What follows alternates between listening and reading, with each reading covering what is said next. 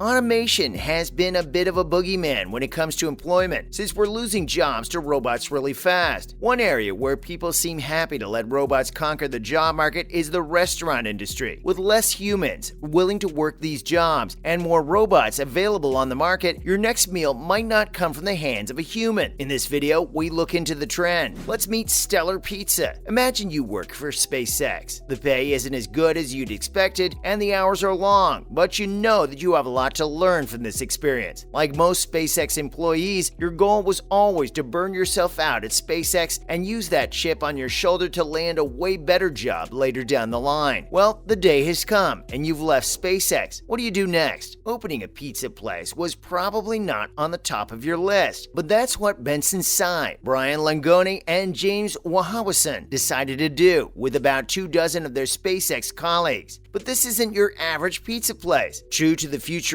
minds that created it, Stellar Pizza is more of a pizza food truck chain, but with only one worker in the truck, and that worker is a pizza bot. They don't call it that, but that's basically what it is. These trucks are a little bigger than the food trucks you're used to. In fact, Stellar Pizza is using small moving trucks. After all, the bot needs room to work its magic. But the business is well on its way to launch, with a goal to unleash the pizza bots this very fall. You can actually head on over to eatstellarpizza.com and join their mailing list. They'll send you updates on their progress, and apparently there will be VIP pizza parties. Talk about blending the exciting and the mundane. Stellar Pizza isn't the first pizza bot business at all. Here's a look at some others. The first business to automate their pizzas was Zume Pizza. This was more of a crazy Silicon Valley idea that nevertheless achieved a valuation of $4 billion.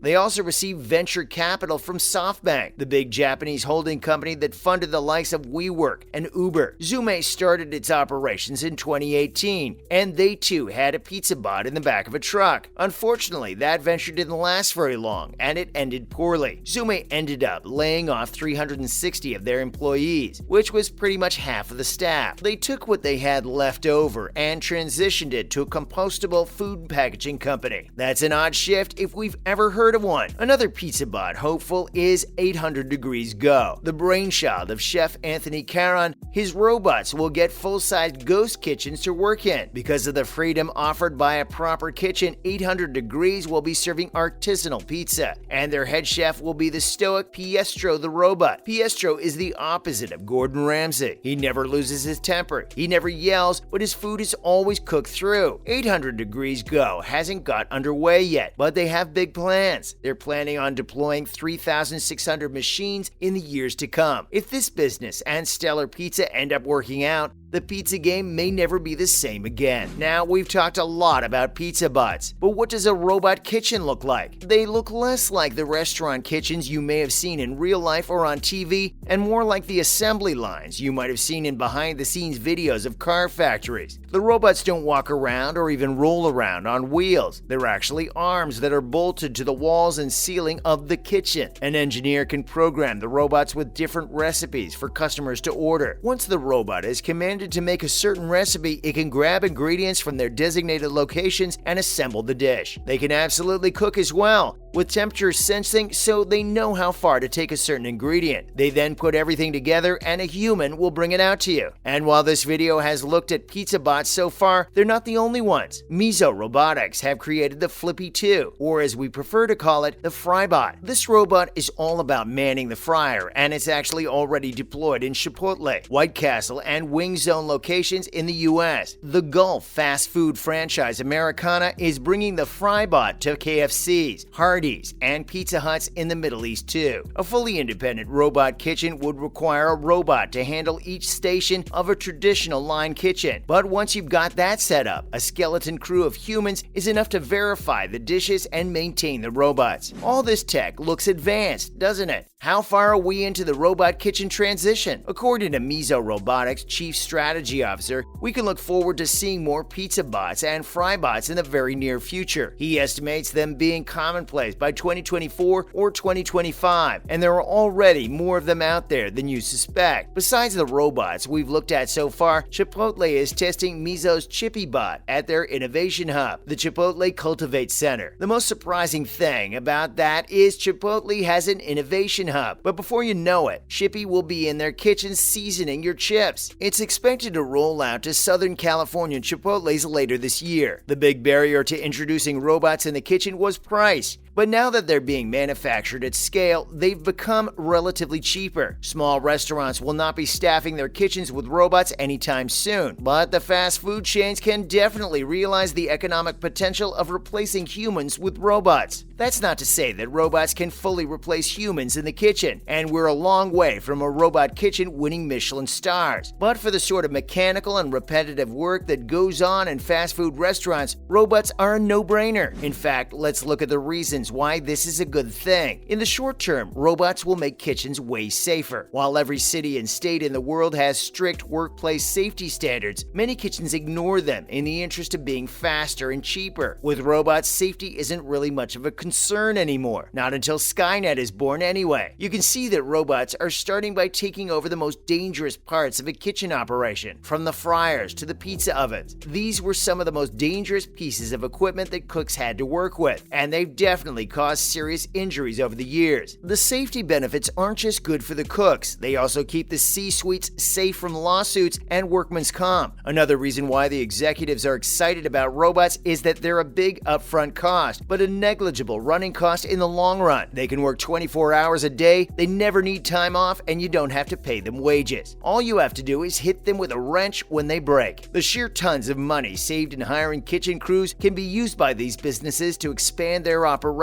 or invest in other ventures, or dare we dream, increase the pay of the humans left over in their staff. That last one will be important, since they'll be needing to pay engineers and technicians to look after the robots. Now, of course, there's the obvious downside of mass layoffs and dwindling job opportunities. Here's the thing though, that might not matter as much in this case. Despite the fact that there are more workers than jobs to go around, the National Restaurant Association found that 4 in 5 kitchens are understaffed, and there's a downward trend in employment in leisure and hospitality. Obviously, this industry suffered a huge loss of business and employees during the pandemic, but the employees have not come back. There are still restaurants that can't afford bots and can't find humans to work for them either. But really, can you blame the workers in this case? The restaurant industry was rife with worker mistreatment, and kitchen jobs were widely seen as the last resort of people who needed to keep the lights on. Despite minor victories like the passing of minimum wage laws, restaurants never quite developed an appetite for paying their workers a fair wage and giving them appropriate benefits. The robots are a perfect fit for the kind of workplace culture